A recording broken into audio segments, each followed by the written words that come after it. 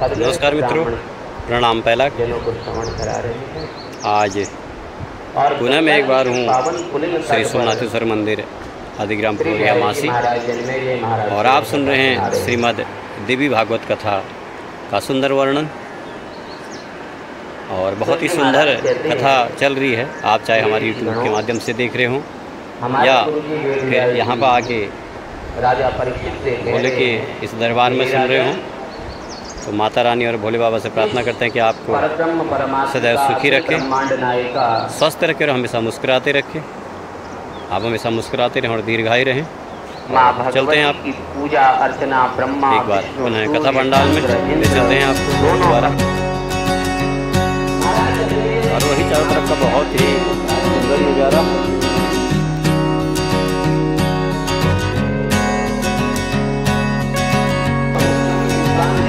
काफ़ी खूबसूरत और सुंदर नज़ारा है।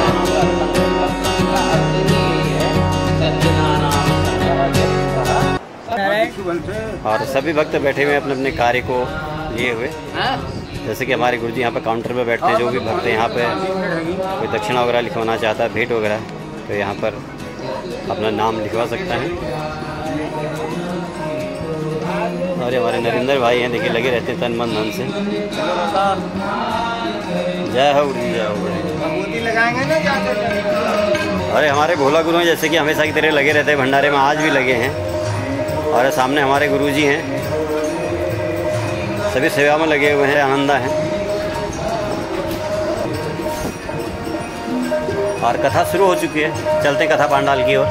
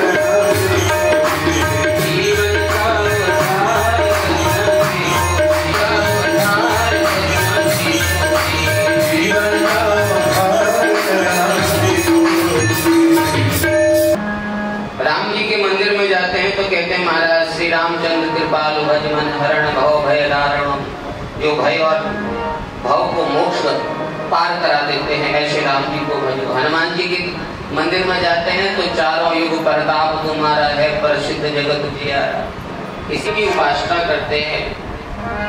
ब्रह्मा विष्णु महेश भी जिनकी सदा निरंतर ध्यान करते हैं। त्रिभुवन जनित्री दुष्टा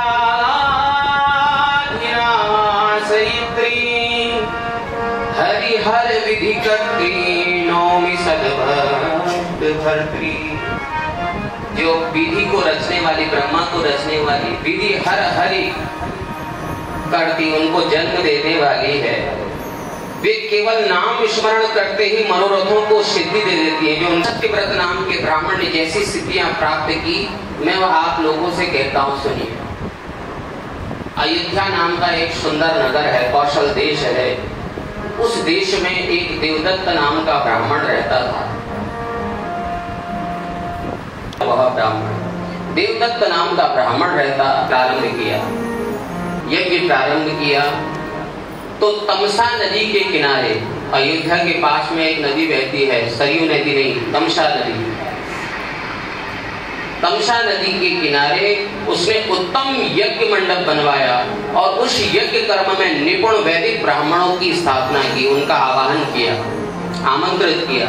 तत्पश्चात विधिवत सभी को यथा यथा स्थान प्रदान किया। सुंदर यज्ञ मंडप की वेदी बनाई और प्रत्येक प्रमाण सहित 16 हाथ की सुंदर यज्ञ मंडप वेदी बनाई है। उस यज्ञ में देवता हो रहा था, लय बिगड़ रही थी। गोविंद ऋषि जब स्वाहा स्वाहा कर रहे हैं तो लय बिगड़ रही है।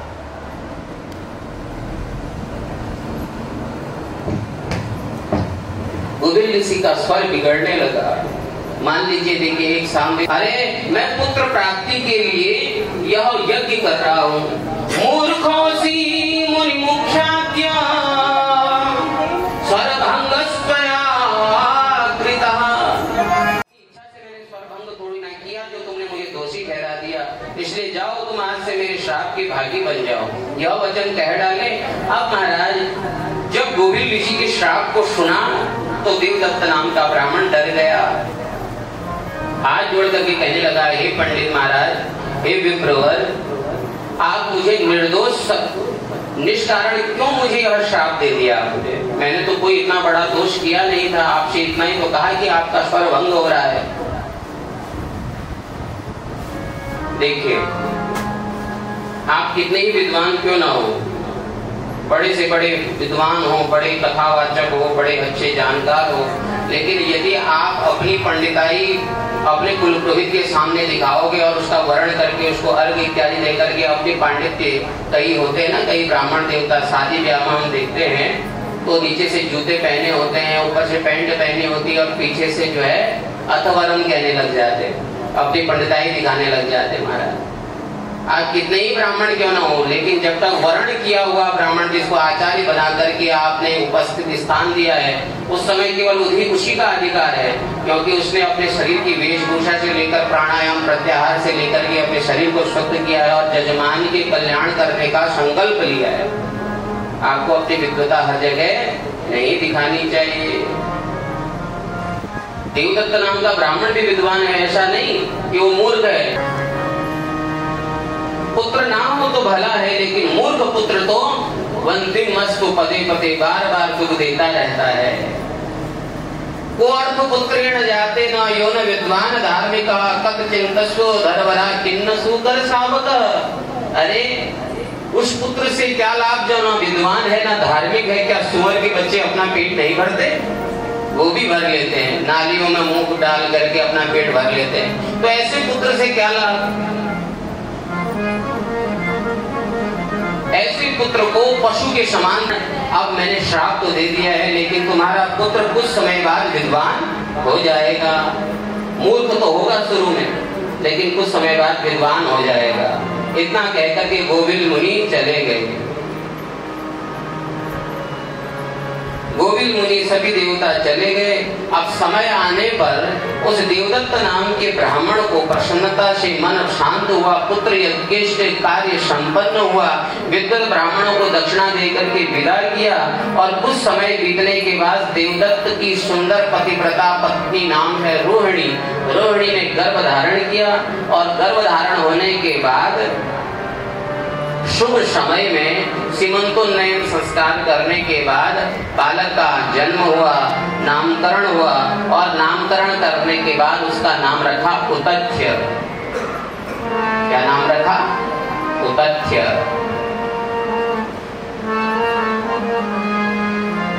8वें वर्ष के शुभ युग में ब्राह्मण का यज्ञोपवीत संस्कार 8वें वर्ष करता है। पल पल हर घड़ी हर क्षण उसकी रक्षा करता है। और आजकल तो इसको बनाने की पद्धति भी लोग भूलते जा रहे हैं, लेकिन हमें तो इसकी पद्धति अच्छे से याद है, कैसे इसको बनाया जाता है, किस प्रकार से इसका 0 नंबर का जो धागा होता है उसको किस प्रकार 96 करके 34 करके फिर इसको बनाया जाता है। इसकी बड़ी विधि है बनाने की, खाली यही विधि नहीं है। 8 वर्ष पूर्ण होने के बाद शुभ मुहूर्त में उस ब्राह्मण देवदत्त ने अपने पुत्र उतथ्य का यज्ञोपवीत संस्कार कर दिया। पुत्र दर्शनकं कृत्वा नाम कर्म चकार च उतथ्य इति पुत्रस्य कृतं नाम पुराविदा सचाष्टमे तथावत्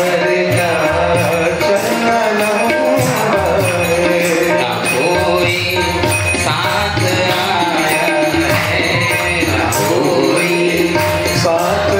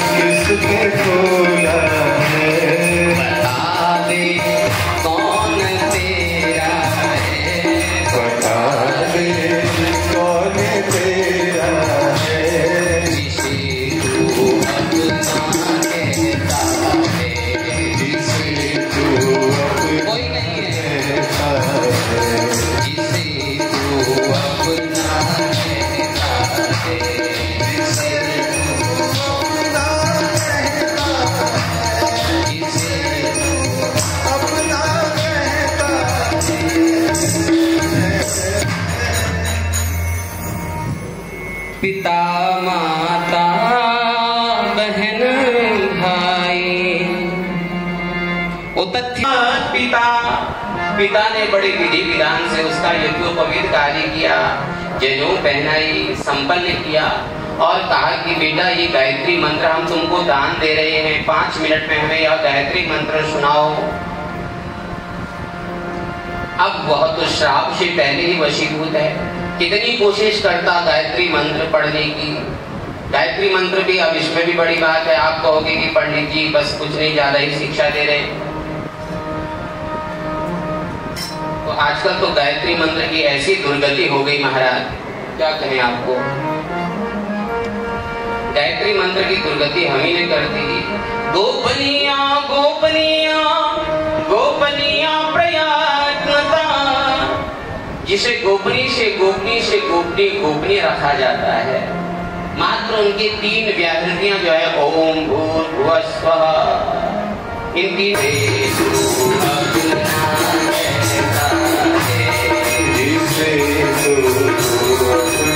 बड़ा मेहरान की आदत हो गया।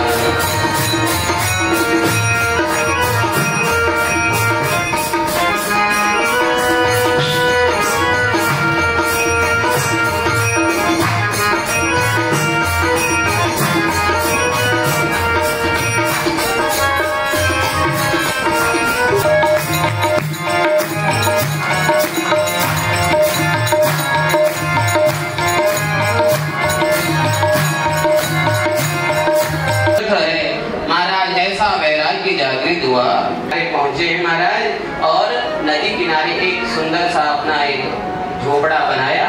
बोले आज से हम प्राणायाम प्रत्याहार, बैठना उसे आता नहीं, कईयों को नहीं आता। भोजन करना माता है और अन्नपूर्णा माता का वर्ण कौन करता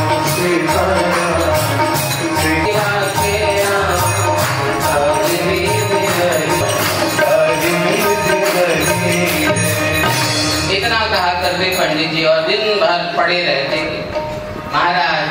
अब महीने में 2 एकादशियां आती हैं और वैष्णवों के घर में एकादशी, वैष्णव भूखे रहते हैं, व्रत लेते हैं, भगवान का नाम जपते रहते हैं। आज कुछ नहीं मिलेगा आपको। गुरुजी के पास गए, गुरुजी आज एकादशी है और हम तो बिना भोजन के रह नहीं पाते। गुरुजी ने कहा देखो ये वैष्णवों का घर है, एकादशी का व्रत होता है, तुम्हें भी करना चाहिए। बोले महाराज अगर एकादशी करूंगा तो द्वादशी तक जीवित नहीं रहूंगा, मर जाऊंगा, भोजन तो मुझे चाहिए ही चाहिए।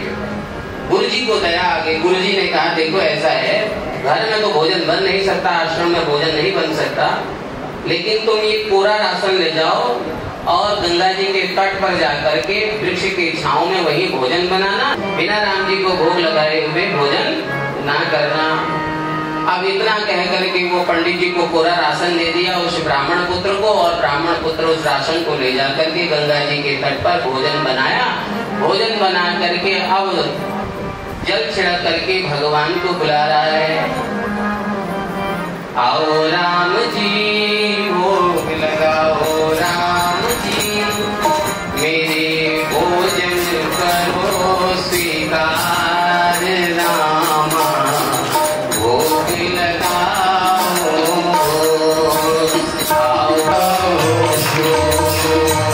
महाराज भोग ऐसे भोजन बनाया। अब प्रार्थना की तो भगवान श्री राम माता सीता जी सहित आ गए। सीता जी सहित आ गए। अब वो बोले आप कौन? बोले हम रामचंद्र जी हैं, आपने भोग लगाया है और हमें बुलाया है तो हम आए हैं। बोले ये कौन है? बोले ये मेरी धर्म पत्नी है। मैंने कहा कि मैंने तो आप ही को बुलाया था, आपकी धर्म पत्नी क्यों आ गई? क्योंकि मैंने 2 लोगों का भोजन बनाया है, एक तुम्हारे लिए और एक अपने लिए। अब मैं ये आपकी धर्म पत्नी को भी दूंगा तो मेरे लिए क्या बचेगा? अब भोग तो मैंने अपने लिए और तुम्हारे लिए बनाया है। बोले हम तो शांति जाते हैं। अच्छा तो मेरे लिए भी बचेगा, इसमें से थोड़ा बच जाएगा आपके लिए भी। भोग लगाया महाराज।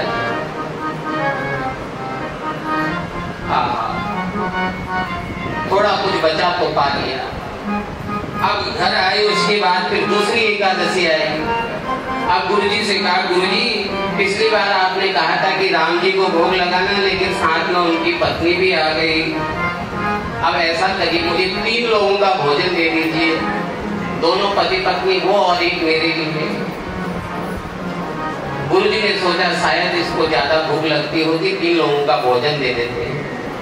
3 लोगों का भोजन दे दिया, भोग लगाया, बनाया और फिर भगवान से निवेदन करा, सीताराम आइए मेरे राम आइए, मेरे भोजन का भोग लगाइए, मेरे भोजन का भोग लगाइए। महाराज जी का कहा तो भगवान प्रकट हो गए। अब भगवान इस बार माता जानकी सहित और लक्ष्मण जी सहित आ गए। ब्राह्मण बोला, ये कौन है? बोले, ये हमारे छोटे भाई हैं। लक्ष्मण जी कहने लगे, भ्राता श्री ऐसा आतिथ्य सत्कार तो पहली बार देखा, बैठो तो छोड़ो, सीधे बोला ये कौन है? महाराज बोले, हमारे भाई, तुमने तो बोला था कि पिछली बार हम 2 ही आते हैं, भाई को कहां से ले आए? मैं बड़ी मुश्किल से 3 लोगों का भोजन लाया हूँ, आप भाई को भी ले आए। बोले, हम तो 3 ही जाते हैं, हम 3 ही हैं, हम राम लक्ष्मण जानकी जय बोलो, हम 3 ही आते हैं और हम दोनों आए और हमारे छोटे भाई ना आए तो कैसे चलेगा काम? अच्छा पक्का, अब आप तीनों ही आओगे? हाँ जी। महाराज तीनों को भोग लगाया, जो उनका रूखासु का भर गया तो पा लिया, घर गया। अब महाराज फिर से एकादशी आई, गुरुजी के पास हाथ जोड़ के बोला, प्रभु गुरुजी पिछली बार भगवान श्री राम जी आए, माता जानकी जी आ गई और 1 2 3 एक काम करता हूँ, एक का एक्स्ट्रा और मांग लेता हूँ। बोले 5 लोगों का राशन दे दो, क्या पता किसी और को भी ले आए। दे दिया। आज गुरुजी ने कहा कि इसका पीछा करना चाहिए और राशन देकर के जैसे ही वो ब्राह्मण भोजन भट गया तो पीछे पीछे गुरुजी भी चल दिए, देखते हैं कहाँ जाता है। गंगा जी के तट पर गए, भोजन बनाया और अब जाकर के भगवान को निवेदन करने लगे, सीताराम आइए संग भैया लाइए, मेरे भोजन का भोग लगाइए। भगवान प्रकट हो गए और इस समय भगवान माता जानकी, लक्ष्मण जी, भरत जी, शत्रुघ्न जी, हनुमान जी सब आ गए। बोले, ये कौन है? अब महाराज ये तो मेरा परिवार है, मेरी राजसभा है, ये सब इनके बगैर तो मैं चलता नहीं। बोले, भोजन में 5 जनों का एक व्यक्ति का और जरा बढ़ा करके लाया और आप पूरी बारात लेकर के आ गए। अब महाराज इसी में दोनों के बीच में अब पंडित जी ने क्या किया, उस ब्राह्मण ने क्या किया, उनका लाओ भोग। बोले, कोई भोग कोई भोजन नहीं है तुम्हारे लिए, झूठे लोगों के लिए कोई भोजन नहीं है। क्यों? बोले, देखो ये राशन पड़ा हुआ है, अब ऐसा है मेरे बस की बात नहीं है, तुम इतने लोगों को पूरी बारात को खिलाने का, खुद बनाओ और खुद खाओ। मुझे तो पता है मुझे मिलने वाला कुछ है नहीं, अब मैं 5 व्यक्तियों का लेकर के आया हूँ, आप पूरी बारात पलटन लेके आ गए, मुझे कुछ मिलेगा नहीं, तो इसलिए भोजन आइए, पत्नी साथ लाइए, मेरे भोजन का भोग लगाइए। लेकिन मैंने पूरा परिवार, पूरी पलटन थोड़ी ना बोली थी। आओ महाराज इतना कह रहे थे तो गुरुजी पेड़ के पीछे छिपके ये सब देख रहे कि किससे बात कर रहा है। गुरुजी को कुछ नहीं दिखाई दे रही, गुरुजी को भगवान नहीं दिखाई दे रहे, केवल उसी भोजन भट्ट ब्राह्मण को दिखाई दे रहे। गुरुजी पास पहुंचे अपने शिष्य के, बोले भोजन बनाते क्यों नहीं हो? बोले, भोजन कहाँ से बनाए भोजन गुरुजी? ये देखो इतनी बड़ी पलटन लेकर के आ गए भगवान श्री राम। बोले, कहाँ है? बोले, ये तो बैठे हैं। बोले, मुझे तो कुछ दिखाई नहीं दे रहा। तो वह जो ब्राह्मण पुत्र है अब रोने लगा कि एक तो मैं 5 लोगों का भोजन लेके आया, अब गुरुजी मुझे झूठा कह रहे हैं कि मुझे तो कोई दिखाई नहीं दे रहा। एक तो वैसे ही भूख के मारे जान जाए जा रही है और ऊपर से गुरुजी बोल रहे कि मुझे तो कुछ दिखाई नहीं दे रहा। राम जी के पास आकर के बोले कि आप जैसे मुझे दिखाई दे रहे हो वैसे मेरे गुरुजी को भी दिखाई दो। बोले, मैं नहीं दिखाई दे सकता उनको। क्यों? बोले, जितनी नैष्ठिक श्रद्धा तुम्हारी है वैसे तुम्हारे गुरुजी की नहीं है तुम्हारे, और मैं तो ऐसी सरलता पर रीझता हूँ, निर्मल जन मन सो मोहि पावा, मोहि कपट छल छिद्र। बिल्कुल निर्मल मन, चरणों में गिर पड़े ना, आप उनको भी दर्शन दीजिए। तो भक्त के निवेदन पर भगवान ने उनके गुरु को भी दर्शन दिए। कहने का भाव यह है कि कुछ नहीं जानता उदक्ष नाम का वह ब्राह्मण, लेकिन हाँ इतना जानता है कि मैं कभी सत्य का साथ नहीं छोड़ूंगा। अच्छा किया, ब्राह्मण कुल में जन्म दिया, ये भी बहुत अच्छा किया, लेकिन तूने मेरे साथ इतना बड़ा अन्याय क्यों किया? मुझे मूर्ख क्यों बना दिया? समाज में मेरी हंसी हो रही है, क्या करूं इस शरीर से? मुझे लगता है कि मैंने किसी ब्राह्मण को पुस्तक दान नहीं दी, इसलिए मेरी यह दशा हो रही है, या मैंने कोई विद्या दान किसी को पढ़ाया नहीं, इसलिए आज मैं मूर्ख बना पड़ा। पुत्र को आघात किया या कोई चोरी ऐसी की किसी के घर में जाकर के पुस्तक की चोरी की, इसलिए मैं मूर्ख हो गया। इस प्रकार से सोच रहा था तो उस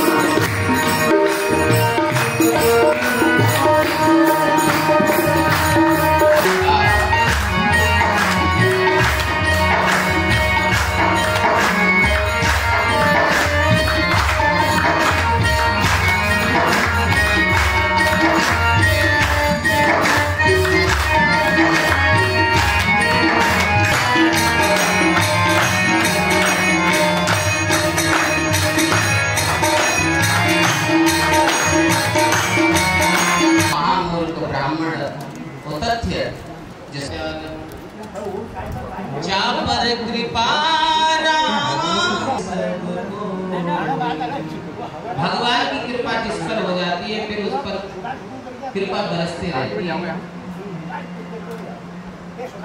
मेरा भाई कितनी पढ़ी लिखी, संत कबीर कितने पढ़े लिखे थे,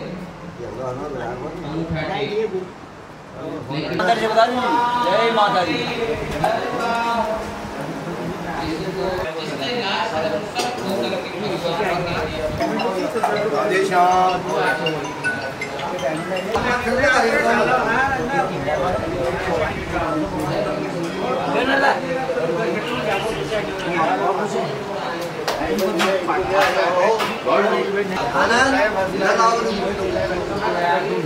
किया था। अब यहाँ पर कुछ चर्चा बताई, नवरात्र कैसे करना चाहिए, कैसे मांगे। हरे रामा रामा राम सीता राम राम राम राम राम हरे रामा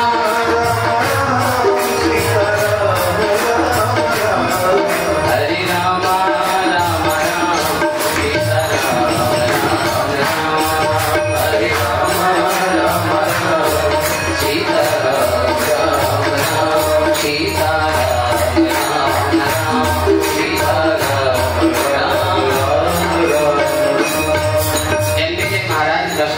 तो सब जगह हो रही है, आप सब सुन रहे हैं, लेकिन जीवन में उतार कोई नहीं रहा है।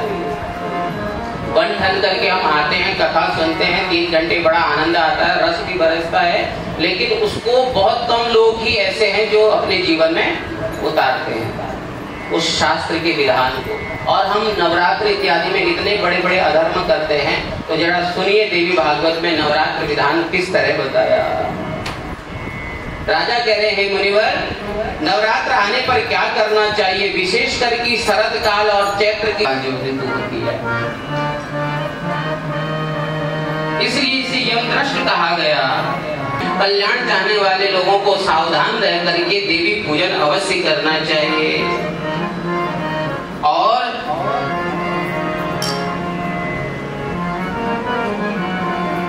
माता भगवती के उस दिव्य नवरात्र में 9 दिन व्रत रह करके, एक व्रत रह करके उनका पूजन करना चाहिए। सदाचारी एवं संयमी संतोषी होना इसमें परम आवश्यक। सुंदर स्वर्ण आसन पर माता भगवती को बैठावे, स्थापित करें। उस समय भगवती के चारों भुजाओं की इस अंगुल से बराबर, यजमान के इस अंगुल से बराबर मूर्ति ना हो जिसकी पूजा, वो कोई भी यजमान हो उसके इस हाथ से, जो उसका मुख्य यजमान, बड़ी बड़ी मूर्तियां बनाते हैं ना माटी की, वो हमारी श्रद्धा भाव की बात है, लेकिन शास्त्र की आज्ञा नहीं है इतने बड़ी मूर्ति की पूजा करें। बस इतने कनिष्ठिका होनी चाहिए। उसे सुंदर सोने के आसन पर, आप सोने का आसन तो कहें महाराज, लेकिन यथा भाव जो भी आपके पास व्यवस्था हो पाए, तो सोने के आसन पर यहाँ पर कह रहे विराजमान करना चाहिए।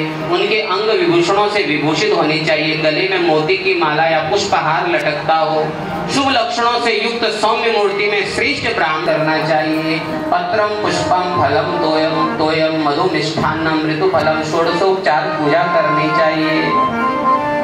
गोफलम च समायुतः, आपके पास यदि कदली फल, केवल सुपारी में भी माता भगवती की पूजा हो सकती है। हम लोग करते भी यहाँ भाव में गौरी गणेश की पूजा भी करते हैं। यहाँ पर मंत्रोच्चार ने विधर्मी घूम रहे ना, कल परसों ही हमारे चकुटिया क्षेत्र में किसी की निर्मम हत्या कर दी, अभी 2 दिन भी नहीं हुआ सिरोली में। ये सब यही विधर्मी है, देख लीजिएगा आप, इसका अर्थ यही निकलेगा बाद में अगर निकला तो तैयार रहिए। जिस प्रकार से स्थिति बनी हुई है, हम केवल कथा सुनाने के लिए, सम्मान आन के प्रति, हम खाली कथा सुनने के लिए ही नहीं बैठे यहाँ, या आप सुनने के लिए और हम सुनाने के लिए नहीं बैठे। हमारे देश की बात आएगी, हमारे क्षेत्र की बात आएगी, हमारी बहू बेटियों की, बहनों की बात आएगी, तो आगे भी आना पड़ेगा। शास्त्र के साथ साथ शस्त्र की भी आवश्यकता है। भगवान श्री राम जी के पास इतना ज्ञान है, लेकिन शस्त्र भी हाथ में रखते हैं। परशुराम जी, कोई भी आप ले लीजिए, बड़े बड़े ऋषियों के हाथ में भी एक डंडा जरूर रहता था, तो रखना तो पड़ेगा। तो यहाँ पर कपट वेशधारी वह रावण से कहती हैं कि आप मुझे कोई विष्णु के समान दिखाई देते हैं, मैं आपसे पूछती हूँ, आप सही सही कहिए कौन है आप, और अभी मेरे पति और देवर जी आते हैं, तब आइएगा भिक्षा मांगने। तब रावण ने कहा कि हे सुंदरी, मैं लंकाधीश हूँ। हे वरानने,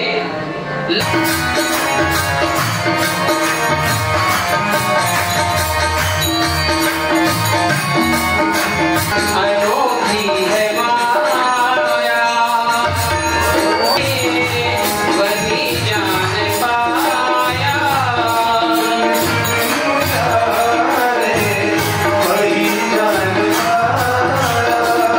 प्रभु ने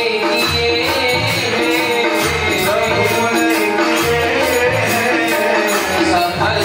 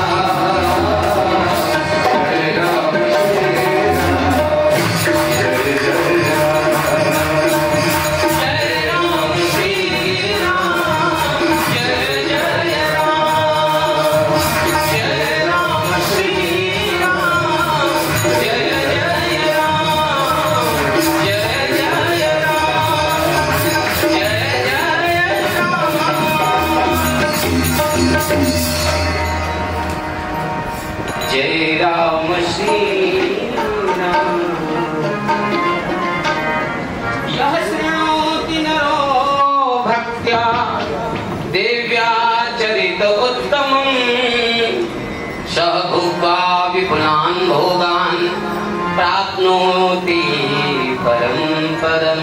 कथा को विश्राम देते हैं और यजमान परिवार से निवेदन करते हैं कि उठ करके भगवती के आरती में प्रवेश पाए। बोली भगवती माता की।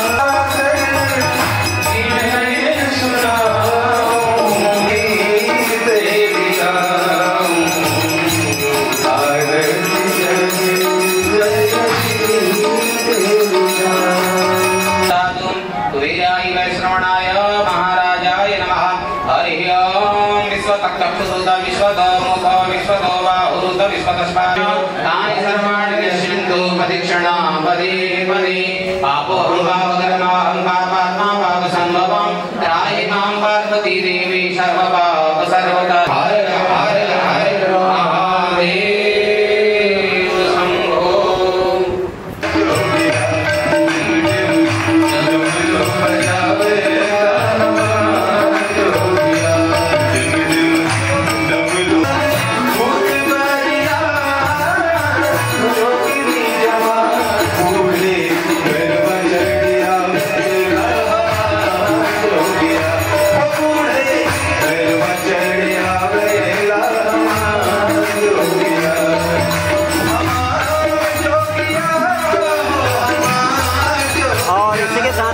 कथा का यही पर समापन होता है। कल आपसे फिर मिलते हैं कि नए ब्लॉग के साथ में। माँ भगवती से प्रार्थना करते हैं कि आप स्वस्थ रहें, सुखी रहें, दीर्घायु रहें। जय माता की जय बोले।